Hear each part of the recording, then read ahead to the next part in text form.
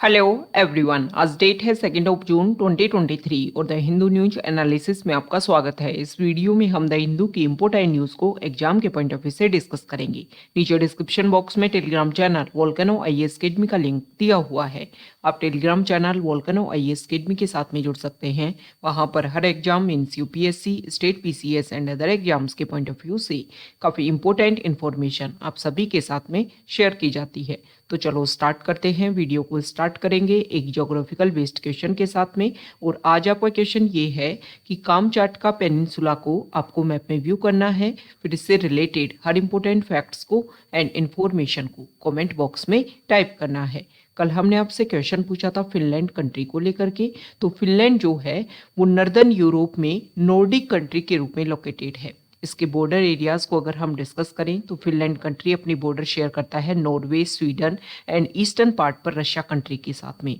अगर हम आसपास वाले एरिया में वाटर बॉडीज को डिस्कस करें तो यहाँ पर लोकेटेड है गल्फ ऑफ बोथनिया और सर्दर्न पार्ट पर लोकेटेड है गल्फ ऑफ फिनलैंड। इसकी जो कैपिटल है फिनलैंड की वो है हेलसिंकी। अभी कुछ टाइम पहले ही फिनलैंड कंट्री ने नाटो ऑर्गेनाइजेशन को ज्वाइन किया था, जिसकी वजह से न्यूज में बना हुआ है। अब आप कमेंट बॉक्स में बताओगे कि नाटो ऑर्गेनाइजेशन के कौन से नंबर का मेंबर कंट्री बना है फिनलैंड। वो नंबर जो है, वो डिजिट जो है, वो आप कमेंट बॉक्स में मेंशन करोगे। ओके, तो फिनलैंड की जो लोकेशन है वो आपको ध्यान में रखना है। द हिंदू को डिस्कस करने से पहले हम दो इंपॉर्टेंट इनिशिएटिव की बात कर रहे हैं। अगर आप यूपीएससी एस्पायरेंट है और 2024 या 2025 के लिए 2026 के लिए यूपीएससी की प्रिपरेशन कर रहे हैं तो ये दो इंपॉर्टेंट इनिशिएटिव जो है वो आपके लिए काफ़ी ज़्यादा इंपॉर्टेंट रहेंगे, बेनिफिशियल रहेंगे। सबसे पहले हम बात करेंगे मेंटोरशिप प्रोग्राम की। अगर आप एक सीरियस और रेगुलर बेसिस पर स्टडी करना चाहते हैं और मेनली आपको ये इशू आता है कि किस तरीके से हमारा सिलेबस हम डिवाइड करें कि रेगुलर बेसिस पर हमारी स्टडी जो है वो हो पाए, तो इस मेंटोरशिप प्रोग्राम में प्रद्युमन सर जो हैं वो आपके मेंटोर रहेंगे। 30 सीरियस स्टूडेंट का ये प्रोग्राम है, बैच रहेगा। और इस प्रोग्राम में जो भी स्टूडेंट इसमें एनरोल करता है उसको डेली बेसिस पर टारगेट दिया जाएगा, वो टारगेट आपको कंप्लीट करना है। इसमें time to time prelims basis पर जो क्वेश्चंस हैं वो आपके करवाए जाएंगे और डेली बेसिस पर आपको मेंस का एक क्वेश्चन दिया जाएगा जिसका आपको आंसर लिखना है। मेंटोर जो है वो आपको गाइडेंस देंगे कि किस तरीके से, हिंट प्रोवाइड करेंगे कि आप अपने क्वेश्चन को और अच्छे से रिप्रेजेंट कर सकते हैं। तो ये प्रोग्राम जो है वो 10 मंथ का कोर्स है और इस प्रोग्राम की जो फी है वो 8,500 रुपीज़ रहने वाली है 10 मंथ के लिए। नेक्स्ट जो हमारा इनिशिएटिव है वो रिलेटेड है न्यूज़पेपर को लेकर के। देखो, यूपीएससी एस्पायरेंट आप सबने सुना होगा कि न्यूज़पेपर रीडिंग काफ़ी ज़्यादा बेनिफिशियल है, क्योंकि न्यूज़पेपर जो है वो यूपीएससी के हर स्टेज, चाहे आप प्रीलिम्स ले लो, चाहे आप मेंस ले लो या फिर चाहे आप इंटरव्यू ले लो, सभी जगह जो है वो न्यूज़पेपर आपके लिए काफ़ी ज़्यादा बेनिफिशियल रहता है। तो इस न्यूज़पेपर इनिशिएटिव में हम क्या करेंगे कि मैक्सिमम एस्पायरेंट को ये इशू आता है कि वो न्यूज़पेपर रीड तो कर लेते हैं लेकिन उस न्यूज़पेपर में उस न्यूज़ में क्या इंपॉर्टेंट है, उसका हम कहाँ पर यूज़ कर सकते हैं। जैसे मीन्स में आप जीएस में उस न्यूज़ का कहाँ पर यूज़ करोगे, आप एथिक्स में कहाँ पर यूज़ करोगे, आप ऐसे में कहाँ पर यूज़ करोगे, ये एक मेन इशू रहता है। तो यहाँ पर हम जो भी important news the Hindu, Indian express, PIB और भी अदर इम्पोर्टेंट साइट्स जो हैं वहाँ से जो भी इम्पोर्टेंट न्यूज़ हैं उनको हम इकट्ठा करेंगे। एक टेलीग्राम चैनल आपका इसमें बनाया गया है और उसमें वहाँ पर न्यूज़ डाली जाएगी। जो भी इम्पोर्टेंट उससे रिलेटेड फैक्ट्स हैं वो वहाँ पर आपको अवेलेबल करवाए जाएंगे। ओके, तो आप इस प्रोग्राम को ज्वाइन कर सकते हैं। इस प्रोग्राम को ज्वाइन करने का जो लिंक है और मेंटरशिप प्रोग्राम को ज्वाइन करने का लिंक जो है वो डिस्क्रिप्शन बॉक्स में अवेलेबल है।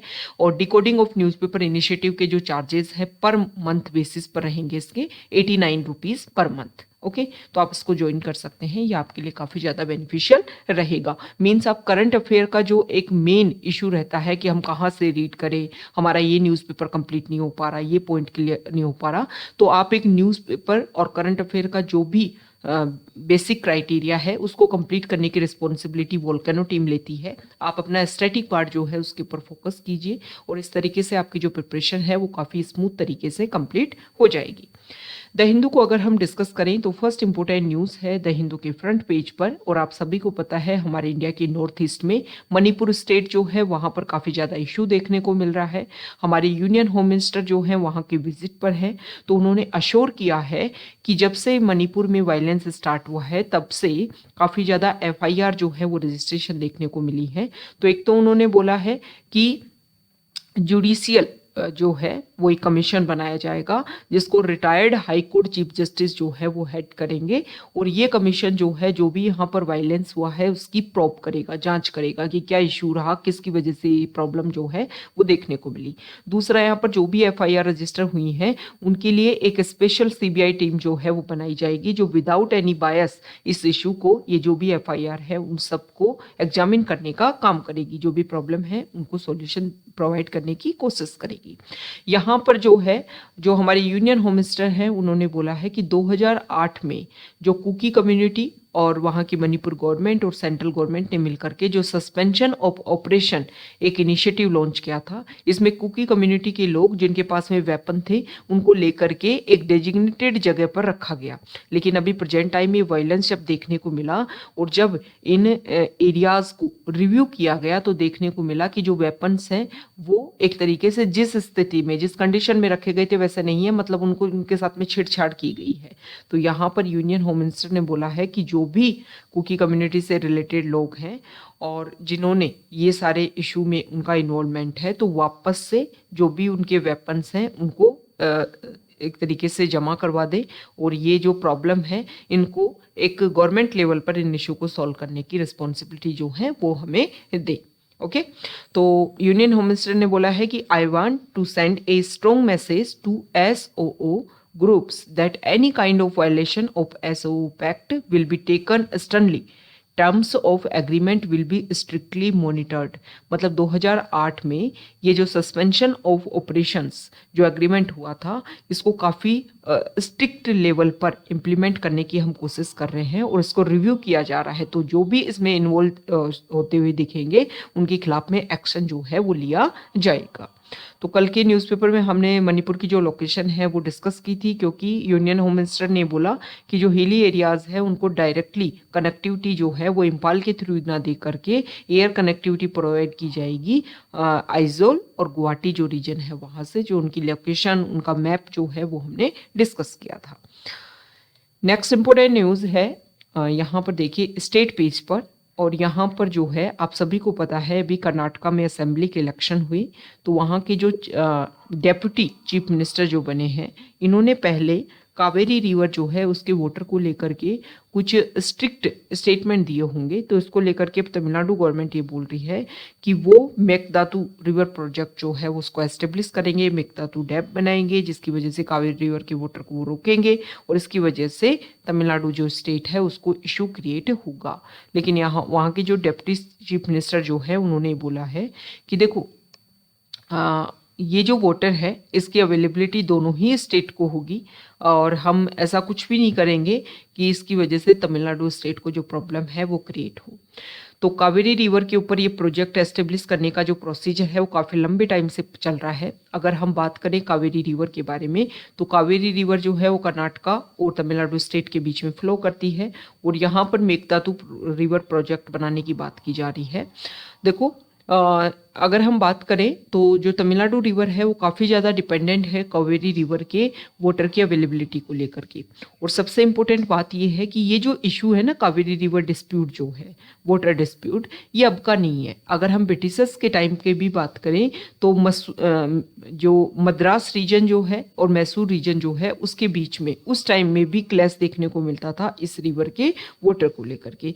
तो ये डिस्प्यूट जो है काफ़ी पुराना है, लेकिन कर्नाटका ने अश्योर किया है कि इसके वाटर का यूज जो है वो तमिलनाडु को भी बेनिफिट प्रोवाइड करेगा। ऐसा नहीं है कि सिर्फ इसको स्टोर कर लिया जाएगा और तमिलनाडु के इसकी वजह से इशू क्रिएट होगा।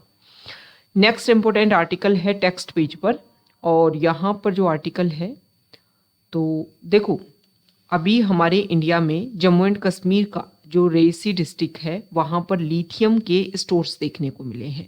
तो काफ़ी इम्पोर्टेंट बात है क्योंकि लिथियम जो है इसका यूज़ कहाँ पर किया जाएगा, इसका यूज़ किया जाएगा जो भी इलेक्ट्रिक कार्स और जो भी बैटरीज बनाई जा रही है, इलेक्ट्रिक कार्स में यूज़ करने के लिए जो बैटरीज बनाई जा रही हैं और and other renewable energy infrastructure, तो इन सब में लिथियम का यूज़ किया जाएगा। तो इंडिया में अपने लेवल पर रिजर्व मिले हैं तो ये काफ़ी ज़्यादा बेनिफिशियल है इंडिया के पर्सपेक्टिव में। ओके तो यहाँ पर ये बताया गया है कि किस तरीके से इंडिया में प्रेजेंट टाइम में लिथियम इंडस्ट्री का क्या वैल्यूएशन है और आने वाले टाइम में कितना इंक्रीज होगा। तो इंडिया का जो इलेक्ट्रिक व्हीकल मार्केट है वो अभी जो है 2021 का डाटा यहाँ पर दे रखे हैं 383.5 मिलियन डॉलर का है और ये एक्सपेक्टेड किया जा रहा है कि 2030 तक ये हो जाएगा 152.21 बिलियन डॉलर का। ओके, और इंडिया जो है वो 450 million units of lithium battery जो है उसको इंपोर्ट कर रहा है, जिसकी वैल्यू है 929.26 मिलियन डॉलर। मतलब 6600 करोड़ का हमने 2019-20 में क्या किया है, इंपोर्ट किया है। ओके, तो देखो अगर ये रिजर्व हमारे इंडिया में मिले हैं तो इसकी वजह से इंडिया को जो अदर कंट्रीज है उनके ऊपर डिपेंडेंसी कम होगी। हम अपने लेवल पर ही अपनी जो मैन्युफैक्चरिंग यूनिट है वो एस्टेब्लिश कर पाएंगे और इंडिया जो है वो आने वाले टाइम में एक बिग एक्सपोर्टर बनेगा इलेक्ट्रिक व्हीकल्स की जो बैटरीज है उनका। और ये काफ़ी ज़्यादा बेनिफिशियल है क्योंकि पूरा वर्ल्ड जो है वो अपने आप को चेंज कर रहा है इलेक्ट्रिक व्हीकल्स की तरफ, क्योंकि इसकी वजह से एमिशन कम देखने को मिलता है और प्रेजेंट टाइम के क्लाइमेट चेंज एनवायरनमेंट से रिलेटेड जो इशू है उनको टैकल करने के लिए काफ़ी अच्छा इनिशिएटिव है। ओके, तो यहाँ पर ये बताया गया है कि देखो अब ये जो मिनरल्स मिले हैं इनके ऊपर किसकी रिस्पॉन्सिबिलिटी होगी। तो 2013 में सुप्रीम कोर्ट की 3 जज की एक बेंच है, उन्होंने ये बोला था कि जो लैंड का ओनर जो होता है उसके पास राइट होता है कि उस लैंड के अंदर अर्थ के अंदर जा करके क्या मिलता है, मतलब down to the centre of the earth कुछ भी अगर मिल रहा है तो लैंड का जो ओनर है वो उसका क्या है, राइट है। ओके, तो यहाँ पर अगर हम देखें तो लार्ज एरिया इस लैंड, यहाँ पर जो जम्मू एंड कश्मीर में देखने को मिला है वहाँ पर मैक्सिमम एरिया पर फॉरेस्ट एरिया है which make up more than 22% of India's land mass, hill, mountain and revenue wasteland are publicly owned. Supreme court ने पहले ये भी बोला है कि union government could always ban private actors from mining sensitive minerals, मतलब कोई भी माइंस जो हैं जो माइनिंग की जा रही है किसी भी मिनरल्स की, अगर वो काफ़ी सेंसिटिव मिनरल्स हैं तो उनमें प्राइवेट एक्टर्स को जो है वो बैन किया जा सकता है। ओके, और as is already the case with uranium under the Atomic Energy Act 1962, in today's context lithium is an important as is not formed than uranium। तो यूरेनियम को लेकर के सेम रिस्ट्रिक्शंस है कि प्राइवेट लेवल पर इनका जो माइनिंग है वो नहीं देखने को मिलता, तो इसी तरीके से जो लिथियम है वो भी काफ़ी इम्पोर्टेंट है, तो इसको भी रेगुलेट किया जा सकता है। कुछ अदर कंट्री जहां पर लिथियम के रिजर्व हैं वो किस तरीके से इसको रेगुलेट कर रहे हैं, तो साउथ अमेरिका कॉन्टिनेंट जो है वहां पर 2 कंट्री हैं, चिली और बोलिविया, वहां पर इसके रिजर्व देखने को मिलते हैं। तो चिली जो है जो गवर्नमेंट है वहां की, उन्होंने लिथियम के रिजर्व को एक्सट्रैक्ट करने के लिए 2 कंपनी जो है उनको लाइसेंस दे रखा है और बोलिविया जो कंट्री है उन्होंने अपने लेवल पर इनको रेगुलेट कर रखा है। अब बड़ा इशू क्या है, देखो इंडिया में जहाँ पर भी मिनरल्स की माइनिंग देखने को मिलती है वहाँ पर हम देखते हैं कि वो एरिया जो है वो पॉवर्टी लेवल, जैसे झारखंड छत्तीसगढ़ वाला रीजन जहाँ पर काफ़ी ज़्यादा माइनिंग होती है, काफ़ी ज़्यादा मिनरल्स देखने को मिलते हैं, काफ़ी ज़्यादा इंपॉर्टेंट रिसोर्सेज हैं, लेकिन वहाँ पर क्या है, एनवायरमेंट डिग्रेडेशन है, पॉवर्टी है, लैक्स रेगुलेशन है। तो अभी हमें क्या करना है कि लिथियम रिजर्व जो हमें मिले हैं इनको हम जो भी इशू हैं माइनिंग वाले एरियाज़ में जो इशू है कि पॉवर्टी इशू है, एनवायरनमेंट डिग्रेडेशन इशू है या रेगुलेशन को लेकर के इशू है, इन सभी पॉइंट्स के ऊपर अभी से हमें फोकस करना होगा। ऐसा नहीं है कि जम्मू एंड कश्मीर वाले एरिया में भी सेम इशू जो है वो क्रिएट हो जाए। ओके, नेक्स्ट इंपॉर्टेंट आर्टिकल है न्यूज़ पेज पर, और यहाँ देखिए जो नेपाल जो कंट्री है वहाँ के जो प्राइम मिनिस्टर हैं वो हमारे इंडिया की विजिट पर हैं। तो हमारे इंडिया ने फोकस किया है कि जो भी इम्पोर्टेंट जैसे कि कनेक्टिविटी और साथ ही साथ में यहाँ पर जो इलेक्ट्रिसिटी है उसको इंडिया इंपोर्ट करेगा और इंडिया के थ्रू जो है वो बांग्लादेश तक इसकी रीच बनाई जाएगी।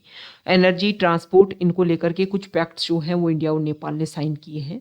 यहाँ पर अगर हम बात करें तो कल्चरल लिंकेज जो है उसको भी इंक्रीज करने के लिए इंडिया फोकस कर रहा है, जैसे कि रामायणा सर्किट। रामायणा सर्किट क्या है, देखो स्वदेश दर्शन स्कीम जो है वो इंडिया लेकर के आया था, जिसमें थीम बेस्ड हमने सर्किट जो है वो डेवलप किए थे। जैसे कि अगर हम बात करें तो डेजर्ट सर्किट, तो इसमें इंडिया में जो डेजर्ट एरिया है उसको कनेक्टिविटी करते हुए इंपॉर्टेंट पॉइंट्स को हमने कनेक्ट किया कि डेजर्ट को लोगों को व्यू करवाया जाएगा।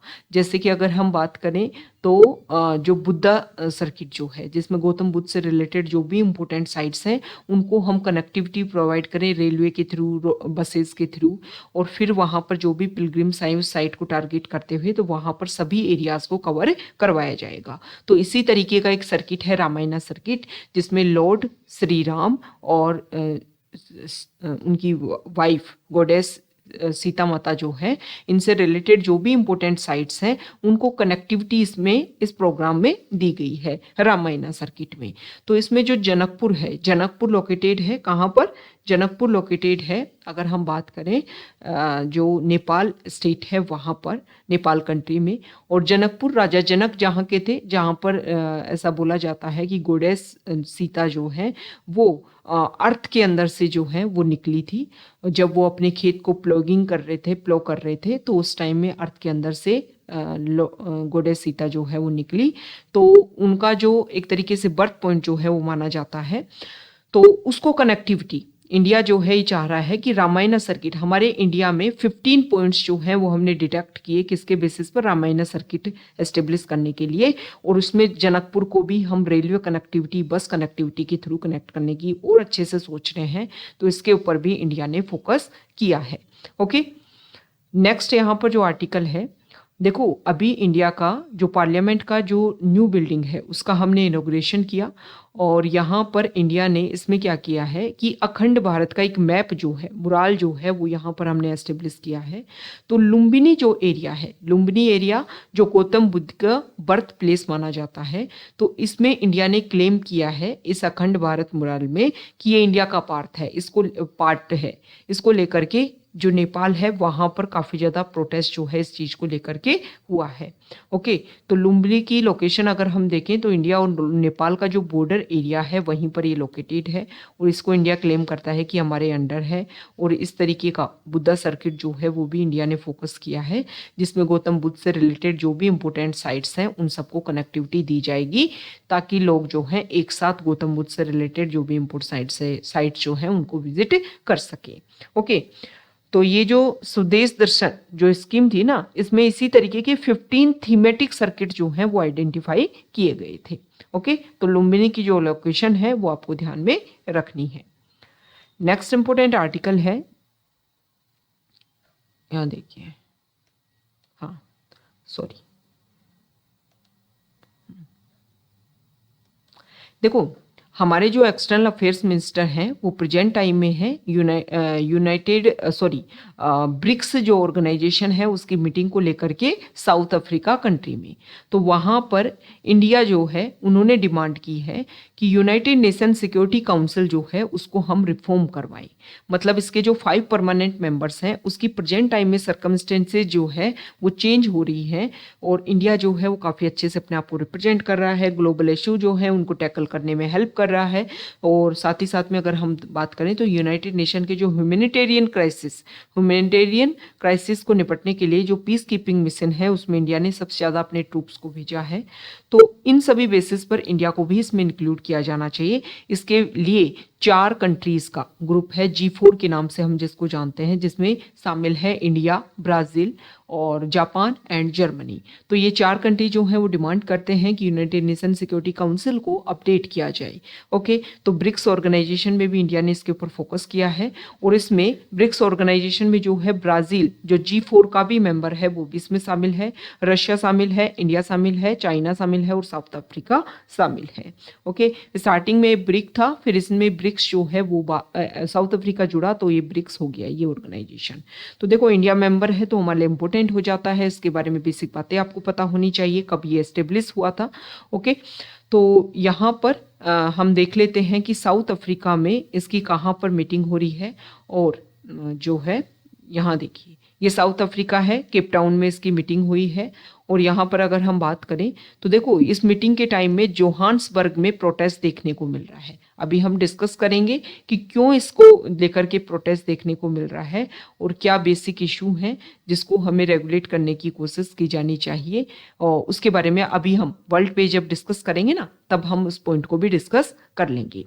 तो देखो यहाँ पर तो हमारे लिए इम्पोर्टेंट हो जाता है ब्रिक्स ऑर्गेनाइजेशन और यूनाइटेड नेशन सिक्योरिटी काउंसिल में जो मेंबर बनने के लिए कौन कौन से कंट्रीज शामिल होने की कोशिश कर रहे हैं। उन्होंने G4 ग्रुप बनाया है। ये बेसिक इन्फॉर्मेशन आपको पता होनी चाहिए।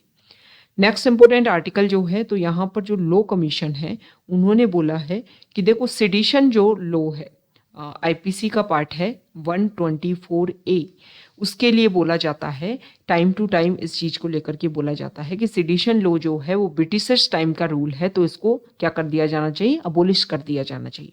लॉ कमीशन ने बोला है कि सेडिशन लॉ प्रेजेंट टाइम की जो सर्कमस्टेंसेज है उसको बनाए रखने के लिए ज़रूरी तो है, लेकिन हमें इसमें कुछ चेंजेस जो है वो कर देने चाहिए जिसके बेसिस पर सेडिशन लॉ को रेगुलर किया जा सकता है।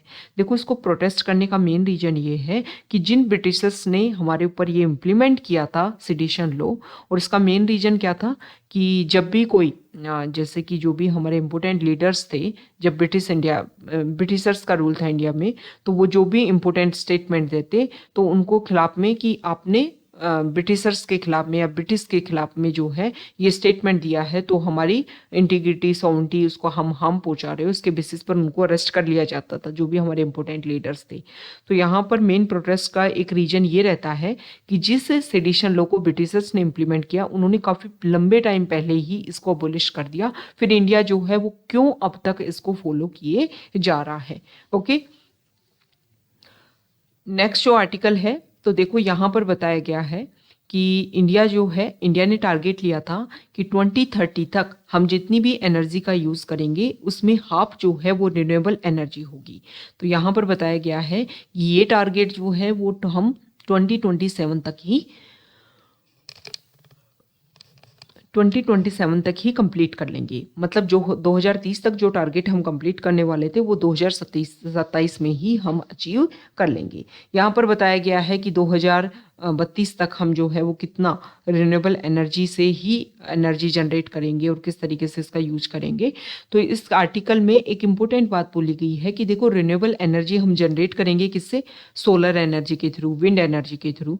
तो विंड की क्या स्पीड रहती है, इससे भी काफ़ी आप रिन्यूएबल एनर्जी जो है उसका जो प्रोडक्शन है वो इफेक्ट होगा।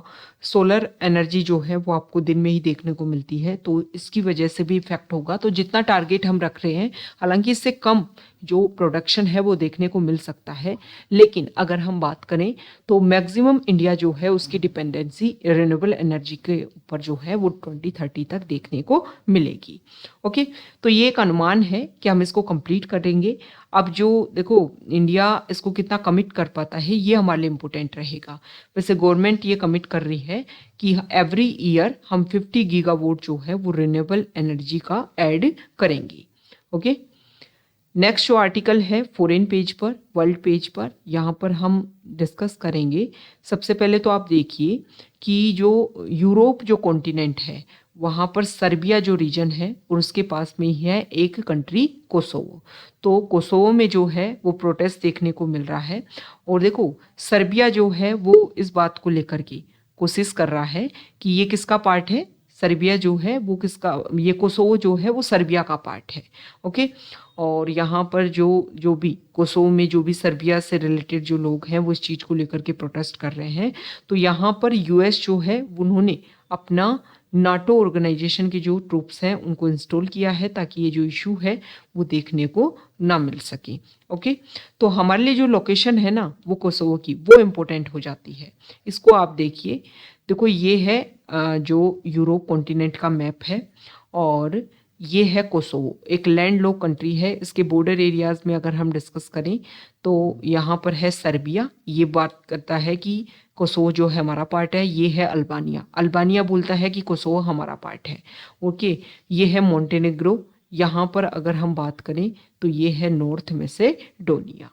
तो इसकी जो लोकेशन है वो आपको ध्यान में रखना है। और देखो इस बार यूपीएससी में अगर हम बात करें तो यूक्रेन जो है वो एक न्यूज़ में था, तो उसकी लोकेशन को लेकर के पूछ लिया कि कौन कौन से कंट्री उसके साथ में बॉर्डर शेयर करते हैं। तो यहाँ पर आपको इसको लेकर के पता होना चाहिए, क्योंकि यहाँ पर जो क्लैश है वो देखने को मिल सकता है, प्रॉब्लम जो है वो ज़्यादा इंक्रीज हो सकती है। नेक्स्ट जो यहाँ पर आर्टिकल है, देखो आईसीसी जो है, सबसे पहले तो आप ये देखिए कि आईसीसी है क्या। आईसीसी जो है वो इंटरनेशनल क्रिमिनल कोर्ट है। तो इन्होंने वॉर क्राइम्स के बेसिस पर जो रशिया के जो प्रेसिडेंट हैं उनको लेकर के अरेस्ट वारंट जो है वो इशू किया है। तो यहाँ पर ये बोला जा रहा है कि ब्रिक्स कंट्रीज की मीटिंग जो है और रशिया इसका मेंबर है, तो हालांकि यहाँ पर मिनिस्टर्स आएंगे, लेकिन आने वाले टाइम में जो अलग मीटिंग देखने को मिलेगी। ओके, तो उस टाइम में जैसे कि अगर हम बात करें तो जुलाई अगस्त के टाइम में यहाँ पर फिर से मीटिंग होगी। तो इसमें बोला जा रहा है, यहाँ पर जोहान्सबर्ग में लोग प्रोटेस्ट कर रहे हैं कि आईसीसी ने जो वारंट जारी किया है तो साउथ अफ्रीका जो है हेल्प करे मिस्टर पुतिन को अरेस्ट करवाने में। ऐसा यहाँ पर जो है वो किया जा रहा है। क्यों? क्योंकि ऐसा बोला जा रहा है कि यूक्रेन के जिस रीजन को ऑक्यूपाइड किया रशिया ने, तो वहां से जो भी यूक्रेन के जो चिल्ड्रन थे उनको फोर्सफुली जो है वो रशिया ने डिपोर्ट किया है। तो ये वॉर क्राइम किया है, इसके बेसिस पर ये इशू जो है वो देखने को मिला है और उसी के बेसिस पर ये अरेस्ट जो है वो वारंट निकाला गया है। तो हमारे लिए इंपॉर्टेंट हो जाता है कि व्हाट इज आईसीसी। देखो दो तरीके के कोर्ट जो है ना वो हम नाम बार बार सुनते हैं। एक तो हम सुनते हैं ICJ, international court of justice, और एक हम सुनते हैं ICC, ICC international court, international criminal court. Okay, दोनों की फुल फॉर्म जो है वो आपको पता होना चाहिए। दोनों में जो बेसिक डिफरेंस है वो हम डिस्कस करेंगे। ओके, तो आईसीजे जो है ये इसको establish, international court of justice जो है इसको 1946 में एस्टेब्लिश किया गया था। और आईसीसी जो है ये 1998 के टाइम में एक रोम स्टेचू, एक तरीके की ट्रीटी साइन की गई और उसके बेसिस पर 2002 में जो है इसको एस्टेब्लिश किया गया। दोनों का हेडक्वार्टर जो है ये आपको ध्यान में रखना है, हेग नीदरलैंड में दोनों का हेडक्वार्टर है। ये दोनों में सिमिलरिटी है, हेग नीदरलैंड में। ये जो है इंटरनेशनल कोर्ट ऑफ जस्टिस जो है वो सिविल मैटर को सुनता है। सिविल मैटर मतलब दो कंट्री है, उनको सॉवरेनिटी को लेकर के, बाउंड्री को लेकर के, मैरीटाइम डिस्प्यूट को लेकर के कोई इशू है, नेचुरल रिसोर्सेज को लेकर के, ह्यूमन राइट्स को लेकर के कोई इशू है, कोई ट्रीटी का वायलेशन देखने को मिल रहा है, तो यहाँ पर सुनवाई की जाएगी। और अगर genocide, crime against humanity, okay, war crimes, crime of aggression, ये जो 4 क्राइटेरिया है, इनके बेसिस पर अगर कोई इशू है तो उसको इंटरनेशनल क्रिमिनल कोर्ट में सुना जाएगा। Okay, international court of justice जो है इसको यूएन फंडिंग करता है।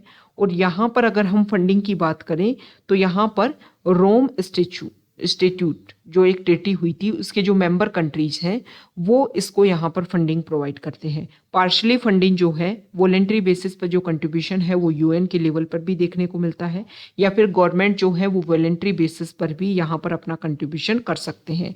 ना सिर्फ government, international organisation, individual, corporation और एंटिटी जो है, अदर एंटिटीज, वो भी यहाँ पर अपना क्या दे सकते हैं, कंट्रीब्यूशन दे सकते हैं। ओके, तो ये बेसिक कुछ डिफरेंस है दोनों के बीच में। एक बात आपको ये भी पता होनी चाहिए कि ये इंटरनेशनल क्रिमिनल कोर्ट जो है ये first permanent treaty based international criminal court है। मतलब कोई ट्रीटी के बेसिस पर इसका एस्टेब्लिशमेंट देखने को मिला, इस तरीके का इंटरनेशनल ये पहला कोर्ट है। ओके, तो ये बेसिक डिफरेंस जो है आपको पता होना चाहिए। ओके, तो ये आज का हमारा द हिंदू न्यूज़पेपर का डिस्कशन था। अगर आप यहाँ तक आए हैं, वीडियो आपको अच्छा लगा है तो प्लीज़ वीडियो को लाइक कर दीजिए, शेयर कर दीजिए और चैनल को सब्सक्राइब कर दीजिए। Okay, thank you.